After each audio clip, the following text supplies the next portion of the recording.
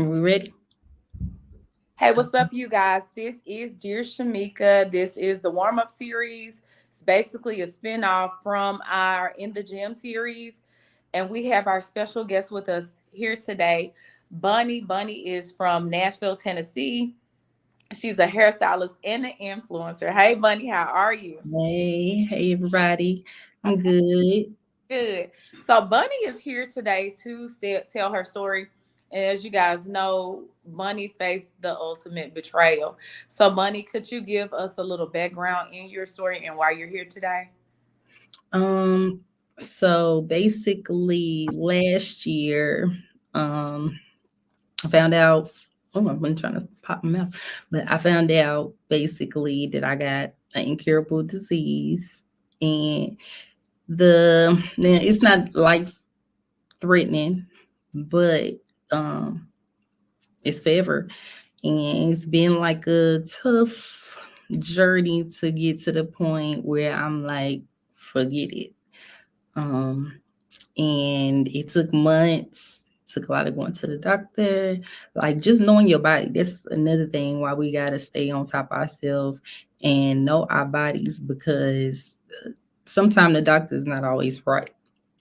And you gotta get second opinions or keep going back. Sometimes it's not in your head. Um, and it was with a person I was with for I want to say like 5 going on 6 years. And even after I found out, I still tried to I feel like I guess I might have felt like I was stuck. So it's like I try to make it work. And even then it was still just more stuff that came out that it just like was revealing like it was time for me to just get out the situation totally. Okay, could you kind of backtrack? Like you said, you and this person were together for 5 years. What could you kind of give a little background in your love story or your dealings with this person? Yes, so we met in 2018 downtown in Nashville. At the time I really I was I don't want to say I was dating. I was kind of mingling maybe because I had a baby girl and me and her dad had broke up. I don't jump relationship to relationship. It's just been me.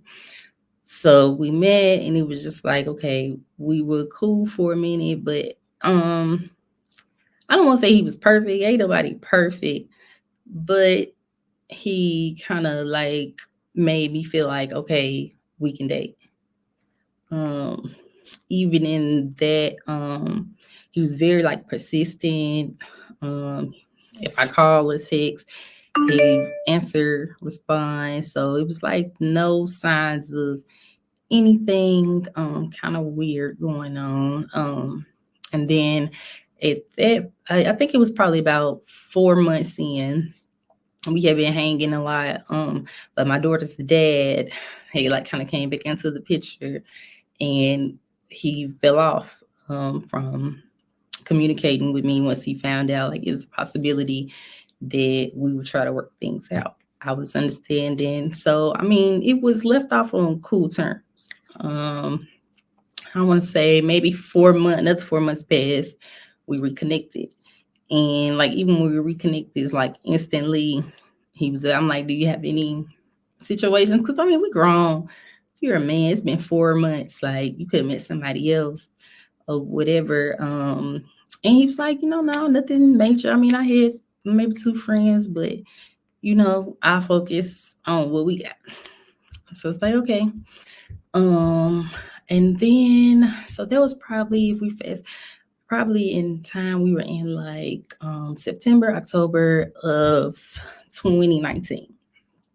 Um, and from that point, it was like supposed to be just me and him. Like we wasn't in a relationship, but we had established, okay, we'll continue to get to know each other exclusively. Um, I had trust issues, so I just already figured in the back of my head it's something else going on. In about I think March of 2020, I had two surgeries in between that time on my knees, so I couldn't really be out like that. So But like he was there every day, all the time checking. But in March, that's his birthday month, and he said somebody called him and they said that they was pregnant and hung up. And then he was like, I think it might be my cousin. It's my birthday. It might be a prank. But I'm like, it just stood out to me. So I had to keep asking for months. And then he finally told me he did have a baby on the way. I was upset, but I wasn't like too upset. I was more upset with you could have been honest, because we're not in a relationship. We're supposed to be exclusively dating and getting to know each other. So that was like the first hiccup. But even still, he was like, yeah, but I'm just be a dad there. I want to be in a relationship with you. So I'm like, okay, well, we just gonna see how hard you're gonna work for it. I felt like he was doing what needed to be done for the most part. I mean, it was like baby mama drama here or there, but like I never really got in that mix, because I'm a parent, so I know how stuff can be. So I just let him handle that until it started just seeming like it's something more. It wasn't just no casual linking up. Like I feel like this girl in love with you. Like it's too much. So we still got through that point, and I think if you fast forward, because it wasn't too many like red flag, like he wasn't too weird or anything, but he wasn't from Nashville. His whole family was in another state, so it's like it ain't really like I can do much background checking on him. But I'm just giving him room to be honest and going from there because we're grown, like we are, well, and then he's a little younger than me. I think he was 24, I was 26 when we met. But at the point with the baby stuff, we both over 25. So fast forward, it was a little baby mama drama, but we finally got to the point of being exclusive. And even then, we didn't live together. So it was always, if I'm at his place or he at my place. We didn't start living together until I think we were 4 years in. So we basically living together. It's still what like baby mama drama here or there. I'm um I'm a different kind of female most of the time when it comes to like my kids, dads, and things like I don't get into their relationships or anything like that, but I know there are other women who do.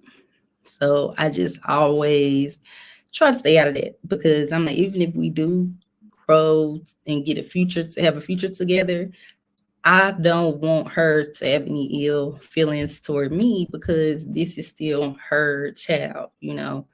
And I know how it can feel if somebody don't like you or disrespect you. It's just like, what would they do to my child? So I kind of try to stay out of it.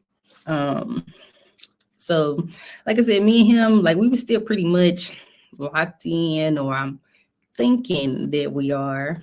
And then we fast forward to 2022. Um, I want to say, I just know it's kind of cold outside because I was working with the schools, black and brown girls, and I had to be there like 6 in the morning. So I had to warm my car up, and I was trying to wake him up, and I was like, because his car was on the outside of mine. I'm like, wake up, move your car.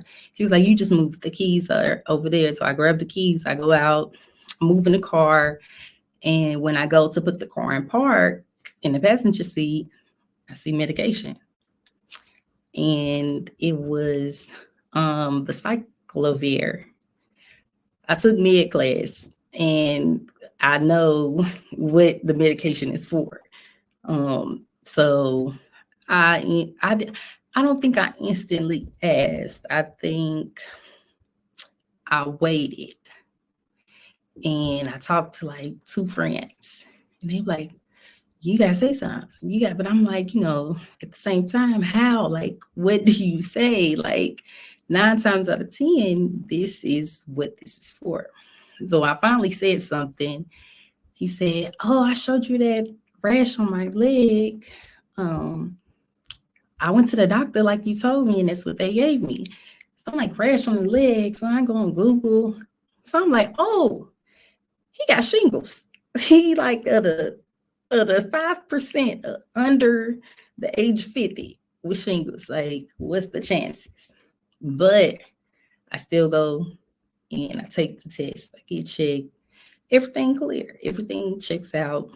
Um, I'm already high risk for cervical cancer, so I'm already on top of that anyway. Like every year, I'm at the doctor. I done got a biopsy on my cervix before because it's just in case it does become cancerous, they want to be on it. So anything with the sexual organs, I'm always in the doctor just because of that. So, like I said, went to the doctor, negative, and it's like you can't really call and ask the doctor, well, what you get him this for? HIPAA laws, it's confidentiality. So I just really didn't make a big deal about it. I was just like, maybe I am kind of tripping. The test is negative, all kind of stuff. So then I think it was like 3 months after that, I seen the medicine again. So I was like, do you got anything that you want to sip? Because it's just still not sitting right with me. And even if you got shingles, like the milligram you're taking, it's not the same milligram for shingles. And he was just like, nah, that's still the same medicine. So I'm like, okay. So I got sick. I went to the doctor. I started throwing up. I was just out of nowhere. It just hit me. It was like in the middle of the day. Started throwing up. I had fever. Like I couldn't walk, nothing. I couldn't even move. Like if I looked left, I was throwing up. So he took me to the emergency room, and I'm telling him, I think maybe food poisoning because I went to McDonald's today and I don't really eat McDonald's. They checked me out. They're like, you got strep throat. And I'm like, but I'm throwing up. They say, oh, well, that's common. It's just mostly in kids, but I mean, adults can too. I'm like, okay. So then I start getting like really bad, like cramps. So I call my PCP. I'm like, we need to run some tests. Like something's not right. She sent me to get mammograms. Just I'm having all kind of weird symptoms. And I'm still like, okay, is there something that you not telling me before? Because if I get these results, maybe I'm thinking too hard or whatever. But if I'm not thinking too hard and I spaz, like I feel like it's warranted. You're like, no, you just overthinking. You don't get no trust. I'm like, okay. So I think it finally was July of 2023. So this is after months of going back and forth to the doctor, getting checked out, checks, everything coming back negative. And then I'm like, I even told my doctor, well, can you test me for herpes? She was like, we do. After you came the third time, I did that one too. It's negative. So I'm like, something just still ain't right. So July, it's like I get a weird feeling my vaginal area. So I'm like, this is weird. Never had this feeling. Like so it feels like a paper cut. Like something's going on. So I called my doctor like immediately. And she I think she was booked. So she said it was like a Friday. So I had to go in. I set an appointment. She said she couldn't do a walk-in. Set an appointment for Wednesday. I went in, and I said, now it looks kind of like something forming. I'm like, it's been progressing. She was like, perfect, because yeah, we need to test whatever this is. So she was like, I mean, it's kind of small, but maybe we can get some off of it. I said, okay, just do what you gotta do. She did it. She said the test takes 2 days to come back. I said, fine. So on Friday, I got a call. And if you're a woman, 9 times out of 10, um, when you go to the doctor, if they'll call you and like, oh, everything's good. But this call wasn't, oh, everything's good. It was, she wants to meet with you, either telehealth or can you come in? So I literally already knew right then because the routines, we get pep smears, we got, if you don't hear from them or if they call and say, hey, we got back everything good, you good. But if they want to talk to you, there's something that you need to know. So that's when I found out August 1st of 2023. She had set the telehealth for that next Monday. And she was told me I didn't know it was two um different. Well, I knew it was two, but I didn't know the differences in the specifics. So she was like, yes, you have HSV2. So that was the first diagnosis. I can't hear you. I said, what does that mean? I mean, there's I think it's like when I was for my research, I think it's like 25 to 30 different strands of it. But the most common is HSV1, then HSV2, and then shingles virus. They're the top common three. Um, HSV1 is normally fever blister, cold sore. But some people can have HSV2 orally, and some people can have HSV1 in their genital area. So, but that was my first diagnosis because I got three different. Well, two of them was together. So, that's like I said, my first diagnosis. And then this year, made it through last year. We were supposed to try to work it out. Going to go to therapy. When I told him we were supposed to go to his doctor together, he was like, "Yeah, because I don't believe." And when it came to the day and the time of the doctor's appointment, I didn't hear from him. It's like he left to go to work. I'm like calling, like, okay, when are you leaving? We supposed to ride together. Didn't hear nothing till about 2 hours after appointment time. And he was like flashing some papers that I really couldn't see. Yeah, my test came back too. I'm sorry. I didn't know. And then it went from that to, oh, this girl, she gave it to me. And I didn't never think if I didn't see nothing, then I thought we was cool. But I'm like, okay, even still, we've been knowing each other at this point 4.5 years. You could have just said something, like could have let me know anything. So yeah, I was kind of backing away at that point, but we gonna go to therapy, all this and that. And then he started working with me too. So we was together like all the time after that.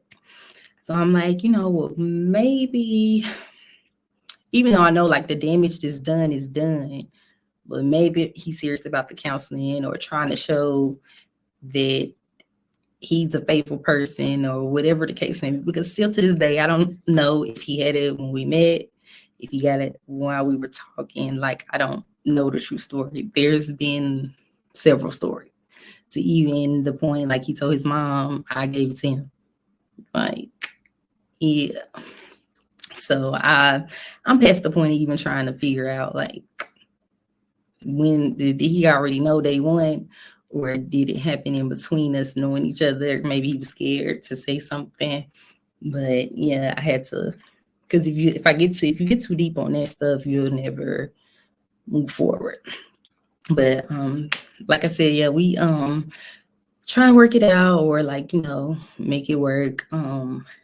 But then it just like other stuff, like I feel like God was just revealing different stuff to me to show like it ain't what I thought it was. I think I ended up like looking through a phone, and he was talking to something. I'm like, like, you dealing with other girls and you ain't said nothing to me, so I know you're not saying anything to them. And then they kind of just really went against my morals. Like it's deeper than a boyfriend girlfriend thing. Like I just can't get with you doing this to people. Like I can't condone it. I don't want to harbor hate and be like, oh well, I got it. So oh well, what about I'm not just not that person. So once it got to that point, it was just pretty much over with. Um, and this was kind of after my second diagnosis. That's why I was saying I got diagnosed at different times. Earlier this year, probably about, or no, at the end of last year, it was right after Christmas. I was having, it wasn't even a migraine. I was having shooting pains through my head, like kind of like a woman has contractions in labor. They were like time, like they come back to back for like 10 minutes. Then it might stop, like to the point I couldn't do anything but scream. Like my mom, I had to call my mom and she had to come get me and we had to go to the emergency room. And they What, gave me, hmm, what was it? they said it was cellulitis in the face. What is that? Cellulitis, it's like a infection in your skin or in your nerves. They say it can kind of be common, like if you have sinus or something and it gets bagged up, it can cause like an infection, cause cellulitis. Um, but literally, I spent 7 hours in the emergency room, got a CAT scan all day for them to me I had cellulitis.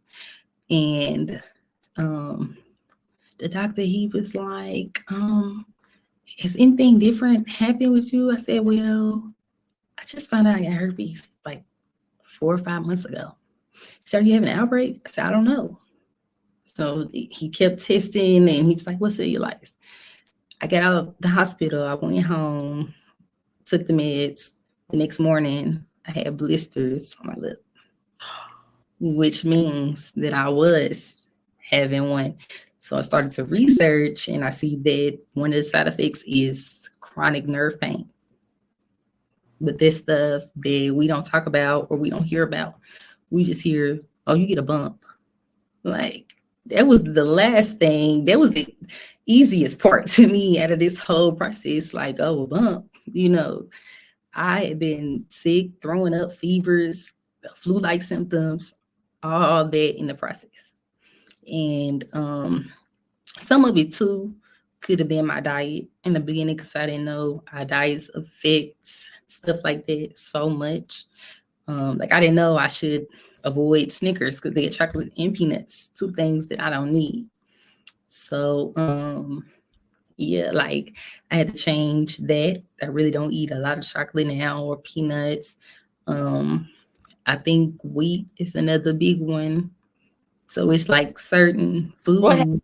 you get headaches or you throw up when you eat like that? Oh no, it's more so like you got arginine high foods and what is the lysine high foods. Um, if you have the herpes virus, you want to take or eat more lysine high foods because the virus arginine triggers the virus and it holds on to it, causing outbreaks, triggering outbreaks.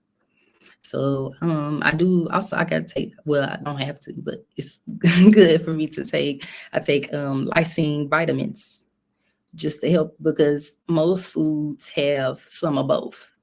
It's just in some foods the arginine is larger, in other foods the lysine is larger. Mhm.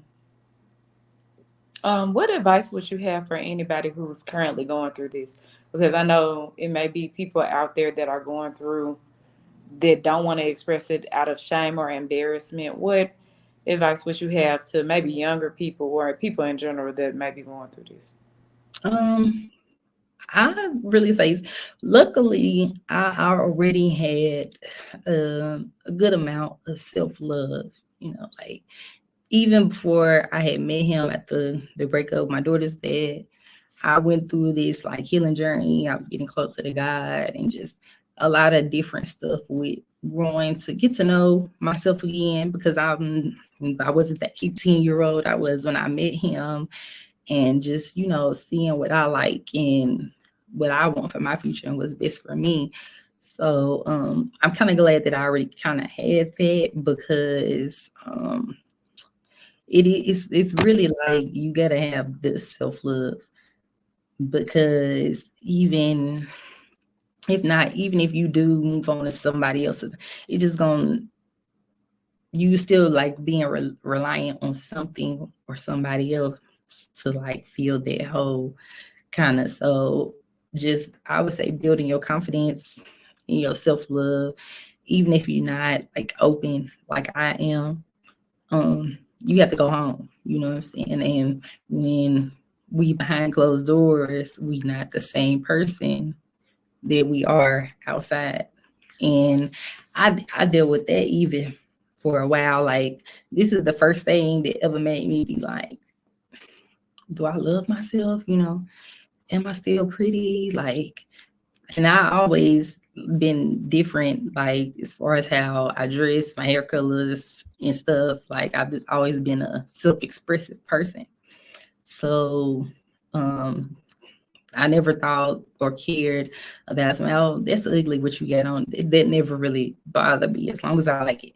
But when this came into play, it definitely made me second guess and doubt like a whole lot. Okay, so navigating dating after the fact, like did you jump back into dating? And how do you I still open up haven't to your dated. okay. And it's, and I What can't like people ask, um, but I'm just not there yet because I know me too. Like, it's gonna be super difficult already, um, and I might still harbor certain feelings towards him, and I don't think it's fair for somebody else to suffer, from it. Um, I'm not canceling it in my life forever, but as far as right now, I just don't by choice. And then even I had friends like, oh, they got dating sites for people with herpes, with HIV. Try a dating site, and like I even went on one. Like, let me see what this is about. And I feel like it's terrible for women because even still, for one, I feel like it's trauma bonding because it's just like, are we both only here with each other because we got this? Like, is there nothing else in common? And a lot of the men who I've encountered or like commit message back and forth with, I just feel like some of them are very manipulative. Like, it's kind of like a hunting ground for them because they know a lot of women, um, the emotional part going through it. So when they get here, they know like, oh, they ready to link up and or talk to the first man that gives them some attention because it's their first time stepping out into dating. And it's like they still lying, in the messages and stuff. So I just really feel like that's not a good idea for me. And I was on TikTok and a girl, she was like, I was watching her live and she was saying how she had kids after she got herpes. And they were like, well, how you meet your man? She was like, oh, on Positive Singles. And I'm like, she met somebody on there. Like, they were giving red flags for real to me. But she was like, yeah, but we not together. He was weird. He was having sex with animals. And I'm like, exactly.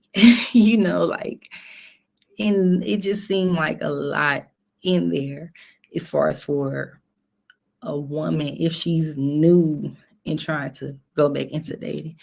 I feel like chances are better if you just go outside and bump into somebody, and then let them get to know you outside of that. have you forgiven your ex? Um, for most stuff, we still communicate here and there. If if I allow it. Um, but I still like I only give them minimal information because I know you're just trying to pry and see who if I'm dating, who I'm dating, or whatever. For certain stuff, but not everything. I don't think I'm forgiving him for just simply like not being honest and telling me. I think I've forgiven like the action, like because I mean it's here. I have it, but like what was so hard for you to just be honest? And then even after finding the medication, why keep lying? It's like it's like I feel like if you call, just be honest, don't keep lying. Mm. I have one last question for you. What do you think is the biggest misconception about people who contract this disease?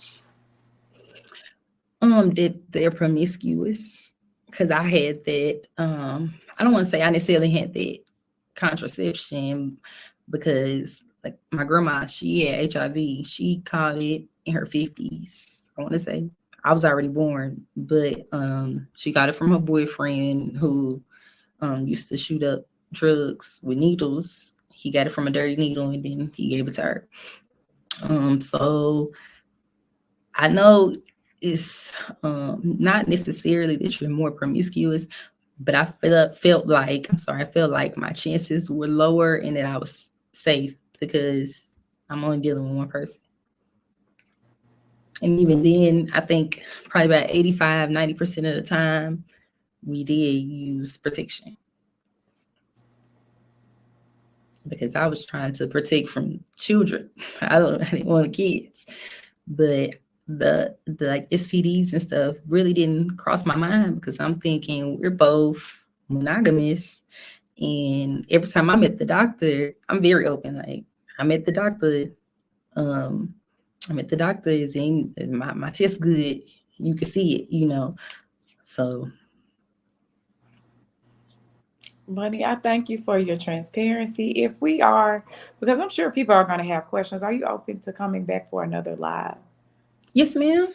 Okay, okay, good. So, The you guys, goal just to educate, really, to hopefully kind of bring the numbers down. Because I mean, especially with Black women, we are the top affected. mhm, mhm. So Bunny will be coming back, you guys. So, how can they contact you? How can the people get in contact with you? I'm on Facebook, Bonnie Boucher, and it's BonnieBooshea. And then I'm also on TikTok, Bonafide Beauty Bonnie, and it's just Bonafide. Beauty is spelled regular, and then Bonnie, Bonnie. Thank you.